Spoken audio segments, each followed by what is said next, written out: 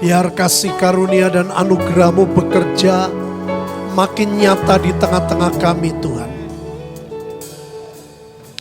Sampaikan pesan dan isi hati-Mu untuk apa yang kami mau kerjakan, apa yang Tuhan mau buat di tahun 2025 dan selanjutnya.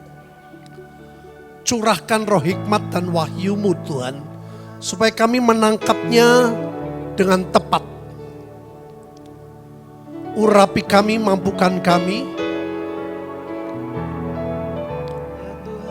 Dan shalom Tuhan melingkupi pikiran dan perasaan kami. Walaupun ini tengah malam Tuhan, supaya kami tetap fokus kepadamu. Semua yang bukan dari Tuhan menyingkir demi nama Tuhan Yesus. Kirimkan pasukan malaikat Tuhan ada di tengah-tengah kami. Terima kasih untuk hadirat-Mu Tuhan. Terima kasih. Kami percaya Engkau ada di tengah-tengah kami. Dalam nama Tuhan Yesus kami mengucap syukur. Semua yang percaya katakan amin. Hari ini saya menyampaikan bukan sekedar khotbah. Ini sebuah renungan yang cukup lama, saudara. Di mana saya mencoba seperti puzzle. Ya, ada dari hamba Tuhan A, hamba Tuhan B, dari mimpi saya coba saudara. Dan ternyata pas banget. Karena saya tidak mencari saudara, saya tidak mencari hamba Tuhan A, hamba Tuhan B, enggak. Tapi Tuhan mengatur sedemikian rupa sampai saya bisa menemukan sebuah gambar. Apa yang akan terjadi tahun 2025 dan selanjutnya. Ya. Itu sebabnya saya memberikan tema khotbah adalah kebenaran akhir zaman. End time truth. Kebenaran dari akhir zaman versi Alkitab. Bukan versi dunia, tapi versi Alkitab. Dan saya belajar saudara. Mungkin setiap negara punya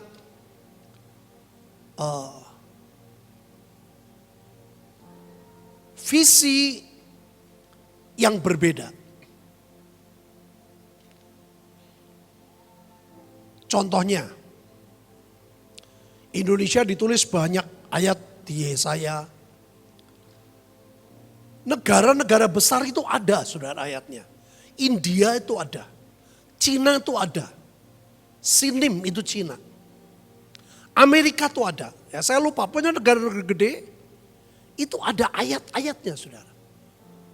Jadi Tuhan memperhatikan negara-negara yang besar.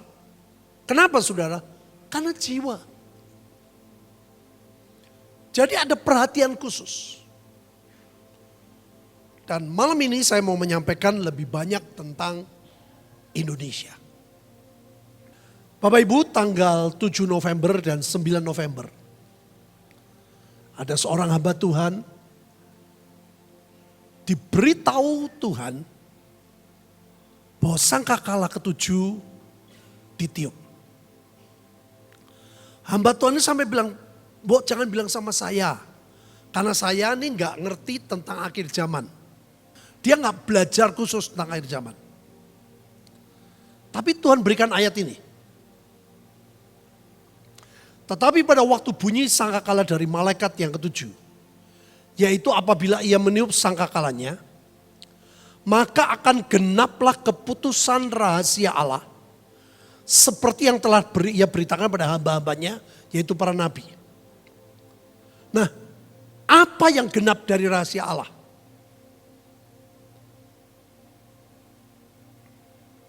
Ini yang saya mau sampaikan kepada saudara.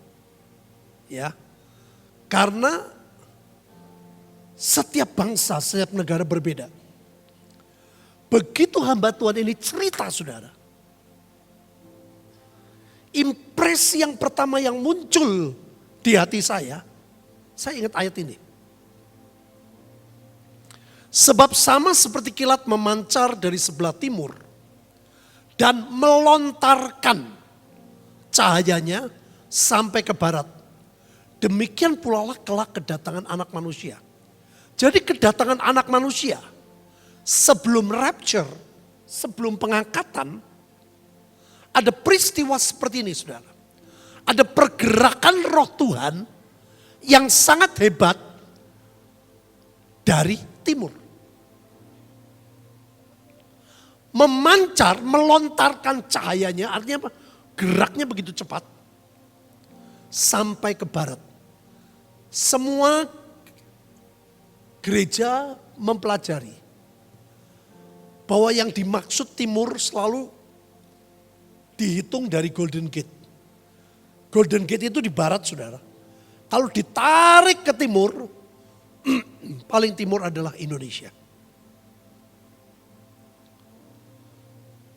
Ada sebuah kegenapan yang sekian lama ini ayat dibicarakan tapi belum terjadi. Dan akan terjadi 2025. Halo? Yang percaya katakan, akan ada gerakan lawatan hebat saudara. Nanti saudara lihat sendiri bukan pekerjaan manusia. Kita semua akan melihat Tuhan kerja dengan ajaib. Modal saudara dan saya cuma percaya. Ini akan genap. Dibicarakan lama, tapi genap dimulai 2025. Yang percaya katakan, makanya saya bilang saya enggak sekedar khotbah saudara.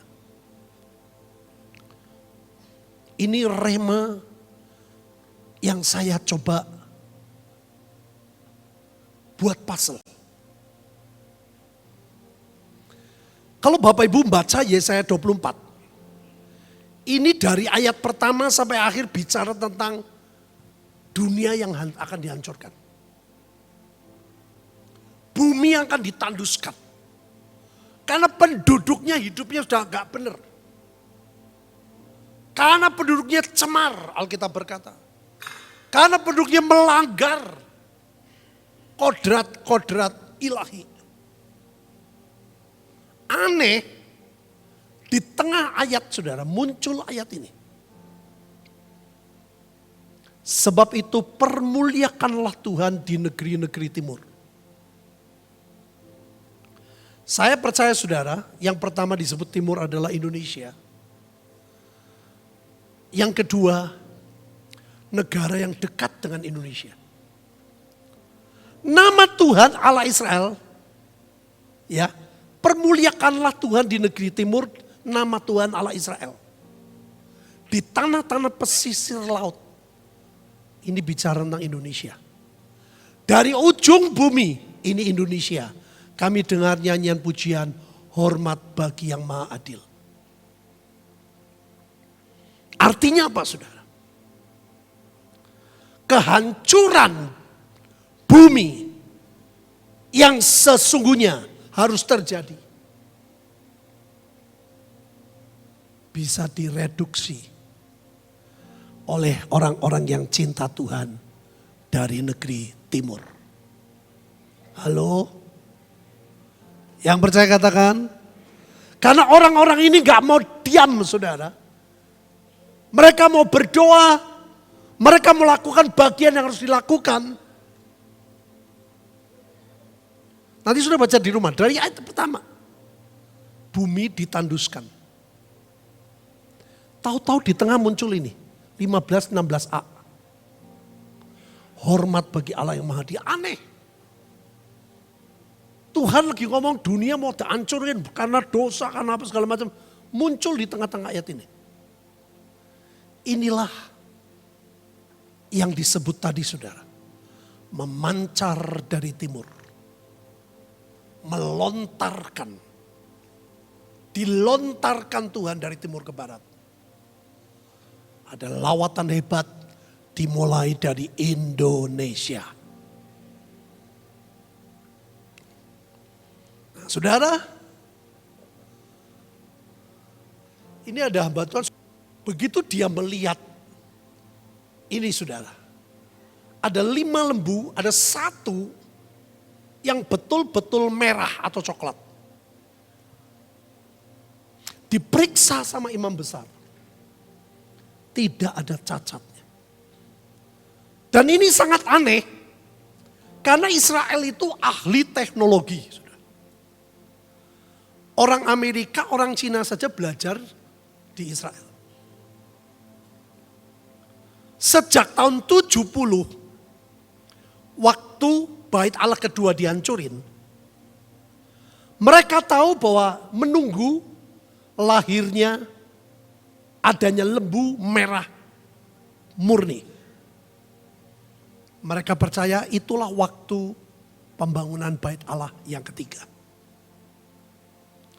Saudara, aneh ya dengan teknologi. Saudara sudah pernah ke Israel kan tahu, aneh.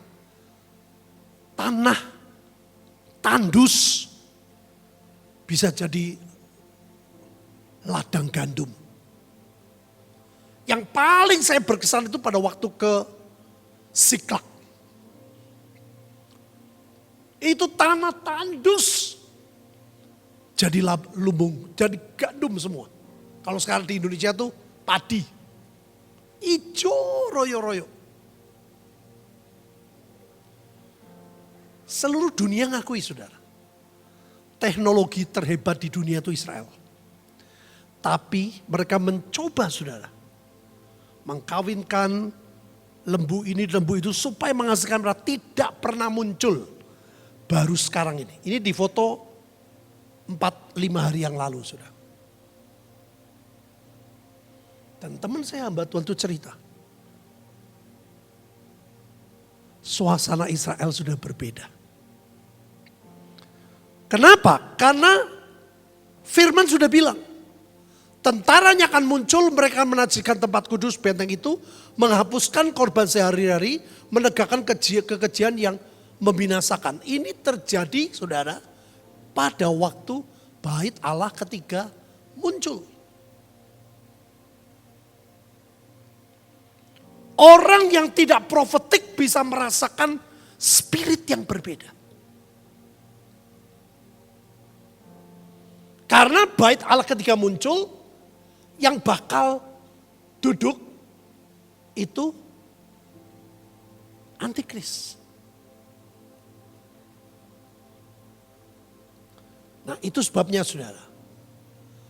Kita memasuki masa hebat Yesaya 60 ayat 7. Itu masa kejayaan, masa keemasan gereja Tuhan. Yang percaya katakan. Tapi itu terjadi overlapping. Artinya bukan yang hebat, bukan yang berat. Kalau gerejanya menyepelekan, kalau gereja tidak berdoa, kalau gereja anggap enteng, itu bisa berat. Nah hamba Tuhan ini kemarin ngobrol sama saya, bagus banget pengertiannya. Dia ngomong sama saya gini, Yesaya 60 itu kan sebetulnya terjadi nubuatan untuk kelahiran Yesus. Tapi karena waktu itu Imam Hanas dan Kayafas tidak bangkit, Yohanes Pembaptis pun bangkit seadanya. Dia kecewa waktu di penjara. Maka Herodes merajalela. Membunuh semua anak di bawah 2 tahun. Semua dibunuh. Dan itu salah satu penyebab orang Israel berkata, aku sulit percaya Yesus. Kata. Salah satu kenapa katanya juru selamat lahir, kok malah anak-anak bayi pada mati. Mereka bilang, kata Bukannya juru selamat. Kenapa anak-anak kecil harus mati? Saudara lihat. Kesalahan dari mana? Bukan dari Yesus. Enggak, mereka tidak bangkit. Nah, hamba Tuhan ngomong sama saya bagus. Bapak bersyukur kalau ada hamba Tuhan teman Bapak diberitahu Tuhan Saka Kala 7. Jadi kita harus persiapkan diri. Jangan sampai Herodes muncul sewenang-wenang. Karena Alkitab berkata, kegelapan menutupi bumi, kekelaman menutupi bangsa-bangsa, tetapi terang Tuhan jadi nyata. Yang percaya katakan, saudara dan saya jadi nyata. Kalau apa? Kalau kita bangkit. Makanya jangan hidup dalam kegelapan. Orang yang benci sama orang, Alkitab berkata hidup dalam kegelapan. Saya dari dulu sudah cerita loh. Aku sih gak apa-apa, tapi nek ketemu moh. Itu sebetulnya belum beres, saudara. Jangan hidup dalam kekelaman, jangan bermain-main dengan dosa. Sekarang ini tipu daya banyak banget, salah satunya pinjol, pay later, hati-hati, saudara.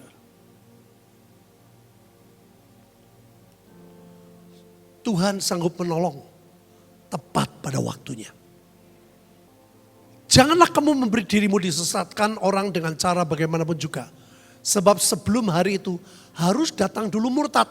Harus dinyatakan dulu manusia durhaka yang harus binasa. Yaitu lawan yang meninggikan diri di atas segala yang disebut atau yang disembah sebagai Allah. Bahkan ia duduk di bait Allah dan mau menyatakan diri sebagai Allah. Ini bukan puluhan tahun, saudara. Ini sudah di depan mata. Ini saudara-saudara kita kemarin ya, sampai mendengar berita-berita yang rasanya nggak percaya. Saudara, Israel itu nekatnya bukan main. Kalau sudah muncul betul-betul ini, saudara, apapun mereka lakukan. Saudara tahu bait Allah itu di mana sih? Satu lokasi loh. Tahu yang saya maksud ya?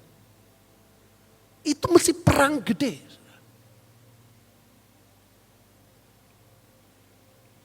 Makanya beliau bilang sama saya, Pak,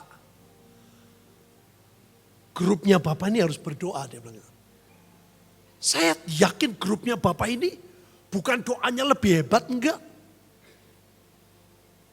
Tapi kalau doa itu setannya dioyak sampai ketemu, sampai kecekel itu istilahnya gitu. Kata lucu orangnya. Serius. Tolong doakan. Kemungkinan pertama sudah buat Batra adalah bencana alam. Megatrust ini BMKG pun ngomong sudah, tinggal tunggu waktu. Kalau grup Batra bicara kedua tentang kerusuhan. Saudara kalau dengar, lihat, baca di medsos, nggak ada berita yang sejahtera. Tapi hamba Tuhan yang tadi, ini lebih bicara soal ekonomi dan virus. Dia bilang, Bapak lihat, kemarin virus pandemi aja, berapa banyak orang yang kena akibat. Kalau buat orang-orang kaya disebut seperti ini nggak masalah. Tapi yang medium ke bawah, itu mesti kena. Jadi dia bilang doa. Tuhan bisa mereduksi segala sesuatu. Dan saudara tetap resepsi. Indonesia tetap resepsi. Wah, saya senang banget, saudara. Suara yang telah kudengar dari langit itu berkata pula kepadaku, katanya, pergilah ambillah gulungan kitab yang terbuka di tangan malaikat yang berdiri di atas laut dan di atas bumi. Ini yang didapat oleh hamba Tuhan 7 November. Lalu aku pergi kepada malaikat itu dan meminta kepadanya supaya ia memberikan gulungan kitab kepadaku. Katanya kepadaku, ambillah, perhatiin saudara, makanlah dia. Ia akan membuat perutmu terasa, apa Bapak Ibu? Pahit. Tetapi dalam mulutmu ia akan terasa manis seperti madu.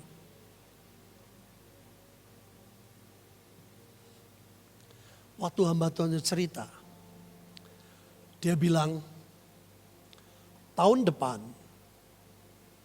Tuhan suruh kita ke pelosok-pelosok, artinya daerah-daerah miskin. Untuk Indonesia, dan yang kedua untuk bangsa-bangsa. Pada waktu hamba Tuhan cerita saudara, impresi yang muncul di hati saya, ayat ini disebut, kalau mau ayo kita pergi, ayo kita pelayanan, di mulut tuh manis saudara. Halo? Ayo pelayanan. Manis kan?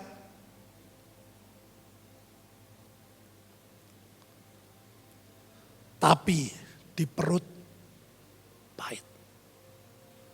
Apa maksudnya saudara? Prakteknya itu gak enak. Ayo pergi pelayanan. Manis. Begitu ketemu daerah, orang-orang miskin, saudara saya sudah pernah ngalami saudara. Tidur di rumah pendeta, tidur di rumah masyarakat, gak enak. Dan gak enak yang kedua, kira-kira apa Bapak Ibu pahitnya? Perut jadi mules. Apa Bapak Ibu tahu? Biaya. Saya pergi ke Cina saudara. Waktu saya pulang, hamba Tuhan ini cerita tentang 7 November. Waktu dia cerita, itu muncul di sini juga. Kamu pergi ke Cina, itu contoh. Di mulut seneng, wah ayo saya mau ke Tiongkok, mau ketemu saudara, mau menginjil. Di mulut manis, di perut mules saudara. Biaya. Sungguh saudara. Sampai cari pesawat pun yang murah. Saya bersyukur dengan anak saya kerja di maskapai. Tapi itu gak mencukupi saudara. Tidak membuat mules, perut itu hilang.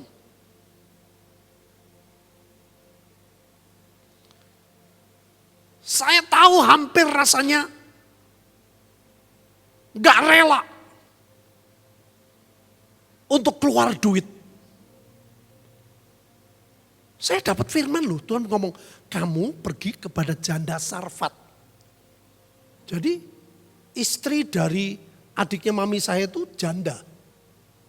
Mereka kan memberi makan kepadamu, betul saudara, saya dijamu.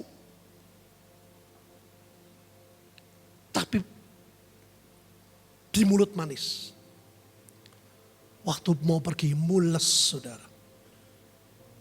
Saya bilang, aduh itu tujuan utama saya tahu adalah ketemu saudara. Karena saya dapat firman.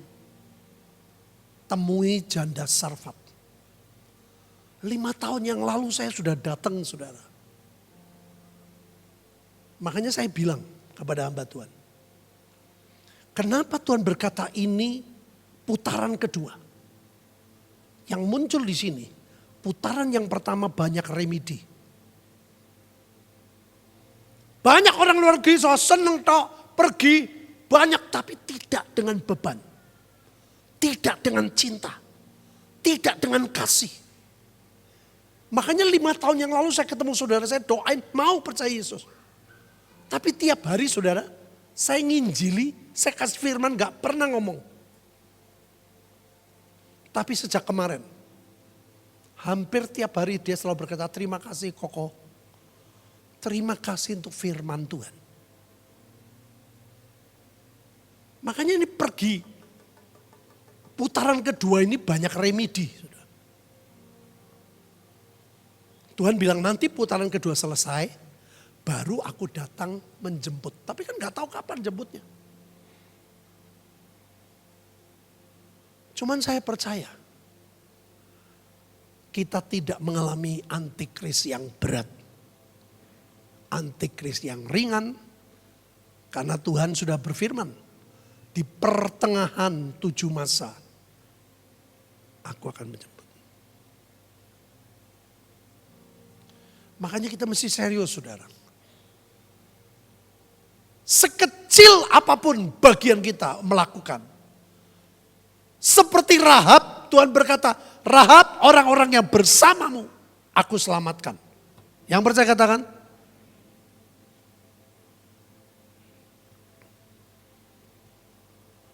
lalu aku mengambil kitab itu dari tangan malaikat. Memakannya dalam mulutku, ia terasa manis seperti madu. Tetapi sudah aku memakannya, perutku mules. 2 kali. Saya juga tuh gimana caranya ya. Supaya ke Hong Kong, ke China gak keluar duit. Gak bisa, saudara. Dalam nama Yesus, naik pesawat gratis tetap gak bisa. Walaupun bayarnya murah, saudara. Tapi bayar harga dirinya juga ora murah, saudara. Saya baru pertama kali naik pesawat, ora dianggap penumpang itu ya kali itu. Bener-bener gak dianggap penumpang. Saudara. Sakitnya tuh di sini loh. Tanya gak direpes. Sampai koper aja suruh pasang sendiri, luggage tag-nya, semuanya sendiri.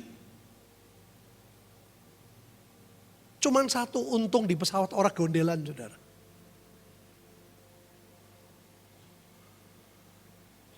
Makanya saya ngomong nanti, kalau ke pulau-pulau, ke bangsa-bangsa, kerendahan hatinya gak cukup, gak bisa. Betul-betul saya ngomong nih, Tuhan lagi ngeprank saya nih. Prank tau gak? Gak ngerti? Wah, dolane kurang adoh. Saya ngalami, saudara, betul. Saya sudah ceritakan, sudah dibilang kira, sudah bilang, Pak, orangnya tadi sudah bilang, kita makannya dapat sisa. Aku ngomong dapat sisa aja udah, aduh, ya wis lah. Saya pokoknya orang cekelan ning pesawat, orang ngadeg gue, saya bilang, udah aku seneng banget. Duduknya di mana? Ujung bumi Indonesia.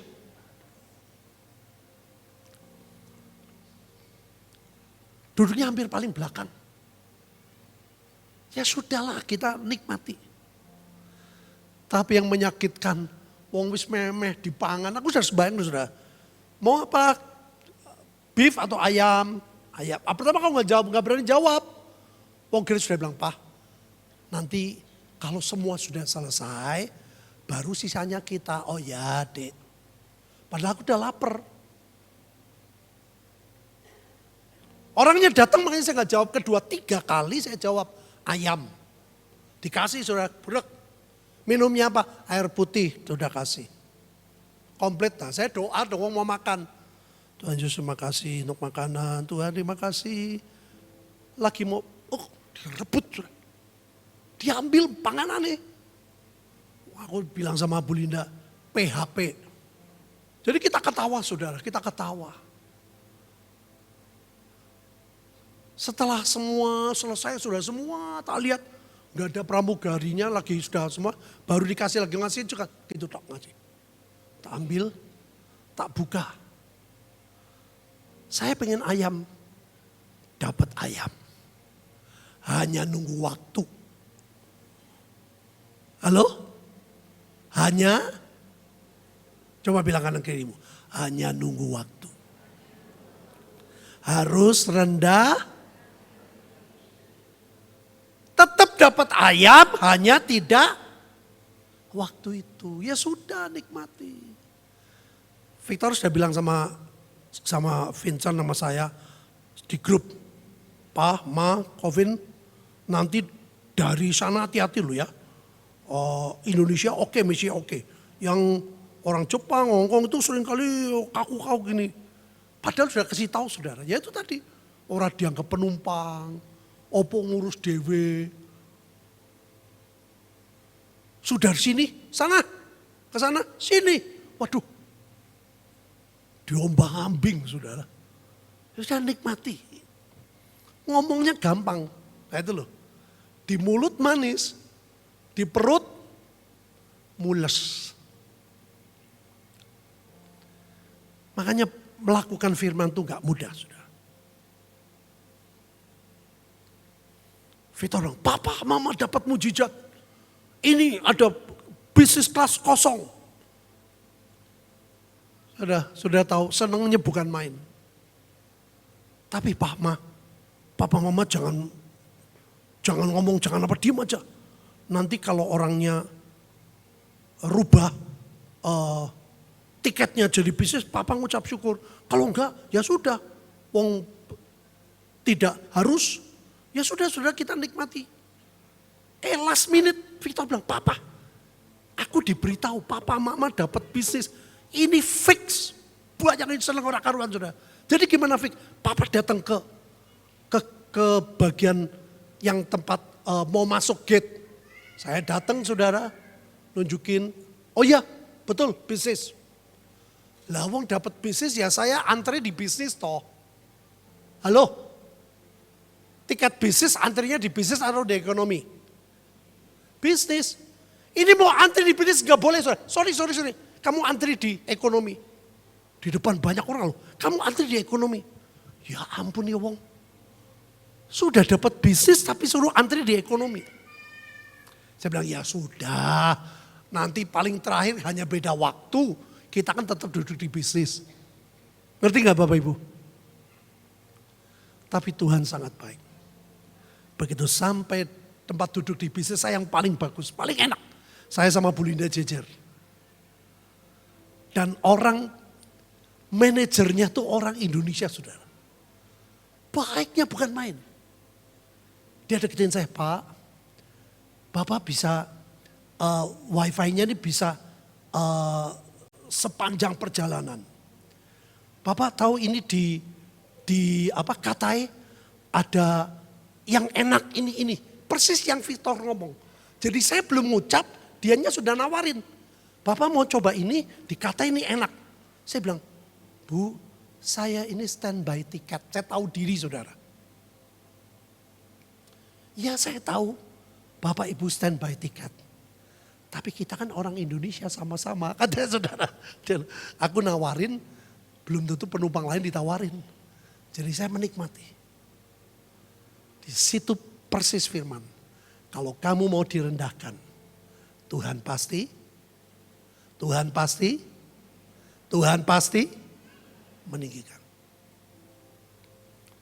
Jadi saya bilang Tuhan terima kasih engkau sangat baik. Makanya tahun depan Bapak Ibu, kalau yang rindu menjadi penggenap firman, paling tidak pergi 1 kalilah ke daerah miskin. Gak tahu di mana. Kalau bisa sudah sekali lah ke bangsa-bangsa. Aku gak mau jauh-jauh, Timor Leste aja, monggo. Sekali saja genapi firman. Yang percaya katakan. Maka ia berkata kepadaku, engkau harus bernubuat lagi kepada banyak bangsa. Kita akan ke bangsa-bangsa dan kaum itu desa-desa dan bahasa itu suku bangsa dan raja. Pasti kita akan ketemu orang-orang kunci, orang penting. Saya nggak tahu siapa, saya nggak tahu di mana. Ini adalah firman. Pasti terjadi. Saudara jangan bilang aku nggak punya uang. Memang mules.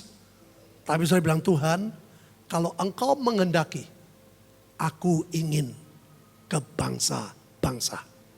Yang percaya, katakan untuk mengerjakan bangsa. Sudah ini saya alami yaitu dalam perjalanan saya ke Cina kemarin.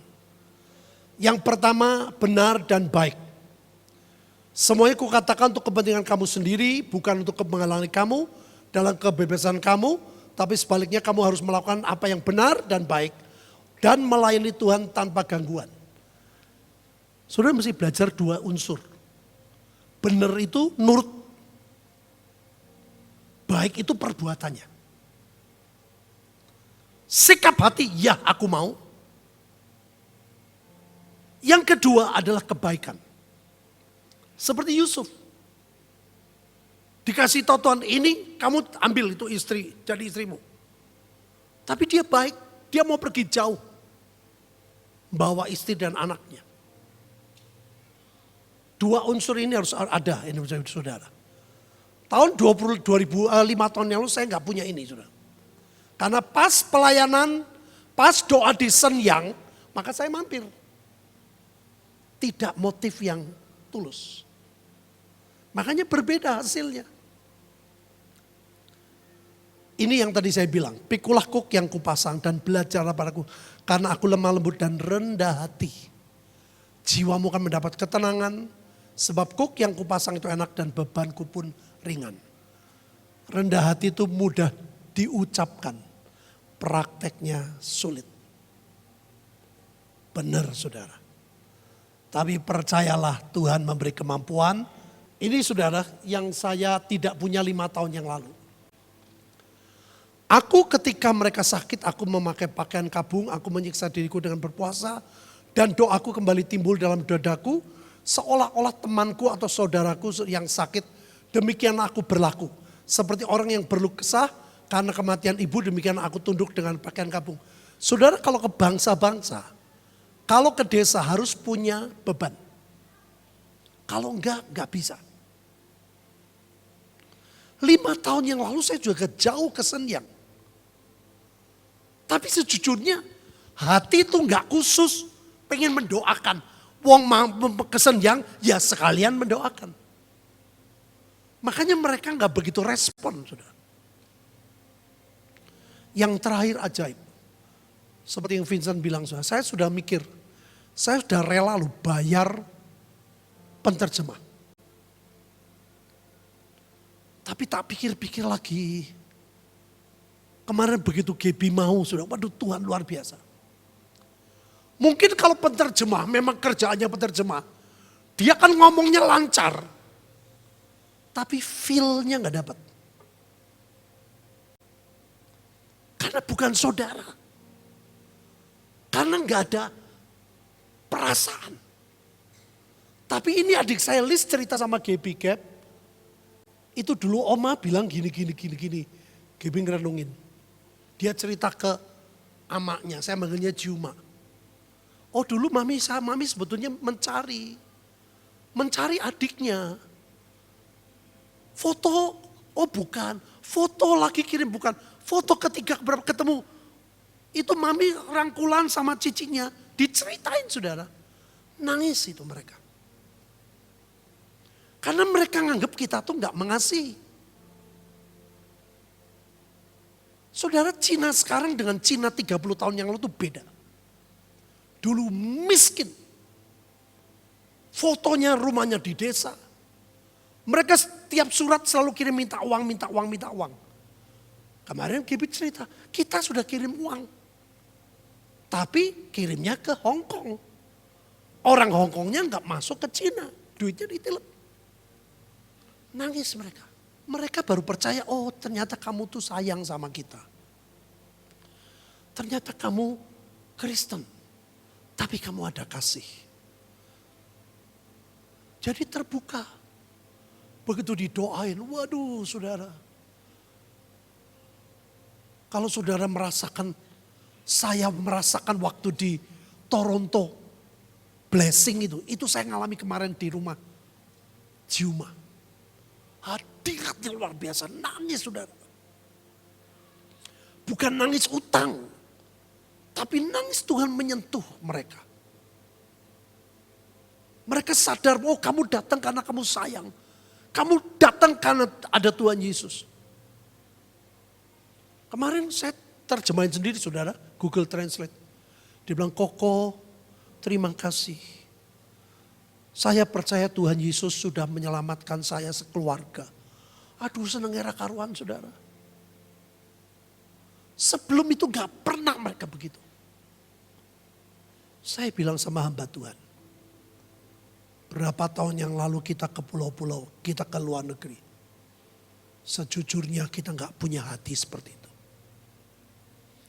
Hanya tugas memang harus pergi. Harusnya pulau itu seperti pulau kita. Harusnya bangsa itu seperti bangsa kita. Saya mengalami, ini contoh di Cina. Saya tuh 2 bulan yang lalu mimpi melihat tulisan ini sudah. Pengkhotbah 11 ayat 2. Saya bilang tadi saya pasalkan. Berikanlah bahagian kepada 7, bahkan kepada 8 orang.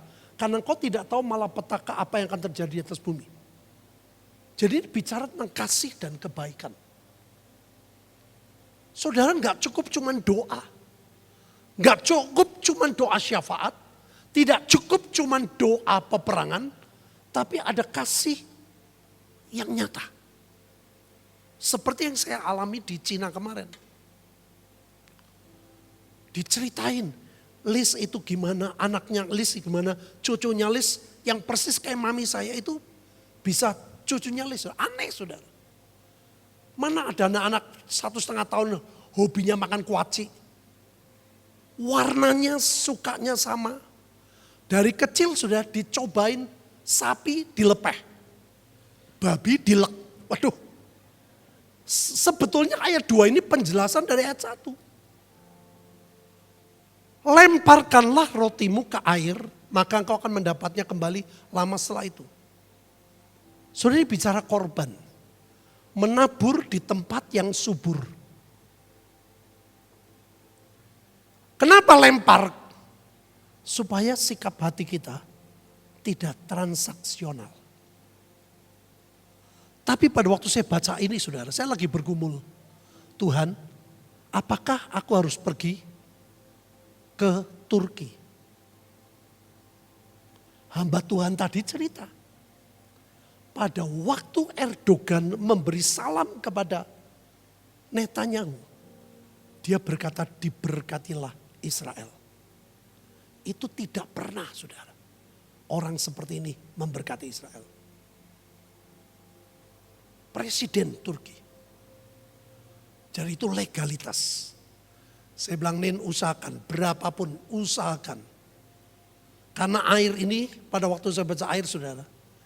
Itu seperti lambang Bosporus. Saudara berdoa, kalau punya roti, ada yang tidak bisa, yang tidak disimpan, lemparkan. Nah ini saudara, ini suasananya. Ini Juma ini jadi mama saya punya adik, laki ini istrinya. Luar biasa, kami di Hong Kong ketemu dengan Tuti. Ya, rumahnya mereka apartemennya bagus saudara. Jadi makanya waktu kita mau kasih sesuatu dia bilang gak perlu gak usah, saya sudah gak susah seperti dulu. Terus kita jelasin tidak, kami sebagai anak kami ingin hormati orang tua membawa sesuatu. Akhirnya mereka terima. Ya ini saudara, ini dulu di Beijing, tapi sejak mamanya sakit dan jantungnya lemah, dia tinggal pindah ke Shenyang sama suaminya. Ini anak pertama, ya kami benar-benar sebuah tim yang luar biasa. Kalau Liz gak ikut, jadi ada mami saya cerita sesuatu yang gak cerita ke saya. Kalau Liz gak ikut, dia gak cerita, suasana beda sudah.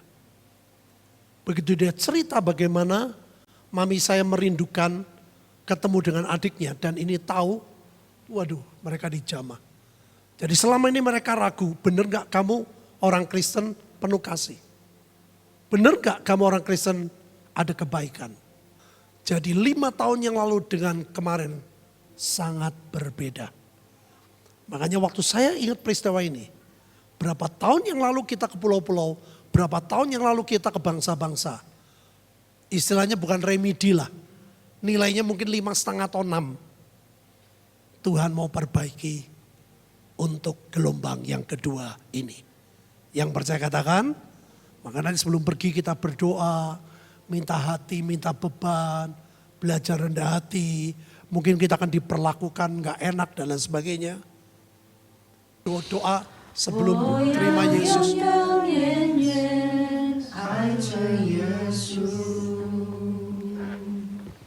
虽然生命中狂风和暴雨却两不断来，我仍然永永远远爱着耶稣。 Mengasihi kami semua. 我们知道你怎么爱我们， Engkau mengikat kami dengan kasih. 都是因为你的恩典。 Engkau ingin selamatkan kami semua. 你想救救我们， Kalau mau aja percayalah bahwa Tuhan Yesus ada di hati semua. 你一定要相 Tadi 信 kan 主 sudah 耶 mengundang. 稣，因为你已经接受他，你一定要相信他在你心里面， Dan 一直 dia, 都帮助你、陪伴你。 dia seorang pribadi, jadi bisa diajak ngomong Iya, sebetulnya. nah gitu. 他是一个也是好朋友嘛，所以你们每一天跟他聊天，是因为他已经有在你的心里。 Dia 就也是进 Tuhan yang jauh. 他不是很远很远的，就是他是很近的，他也想要跟你们聊天啊，祷告啊这样。 Sama kayak kita kemarin kan. Kita kemarin gimana caranya kita mencari supaya ketemu mereka. Sama Tuhan tuh menggunakan segala cara karena dia pengen dekat sama kita. 就是让那个叔叔的姑姑的故事一样，我们这么难找到我们的那个乌力嘛，像耶稣也一样，耶稣也想见到你们，就是想跟你们聊天，就是想跟你们在一起。远远爱着耶稣。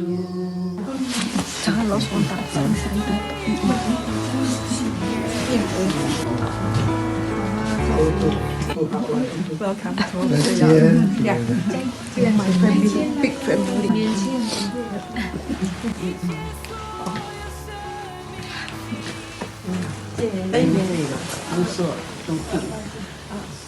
我是羊哎，我是语言听不懂。 nggak ada yang ngerti bahasanya gitu. Sekarang kadang jadi sama.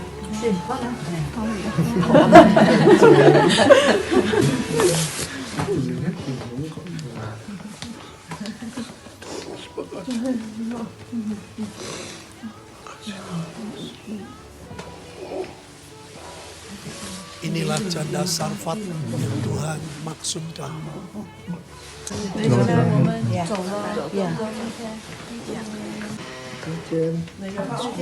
Saudara, perjalanan ini saya bilang sama hati, ini adalah contoh untuk nanti kita ke bangsa-bangsa. Harus benar dan baik, harus rendah hati dan terbeban. Sebab kalau enggak, kita enggak punya nilai yang bagus. Percayalah saudara, Tuhan yang memampukan kita untuk melakukan bagian yang harus kita lakukan.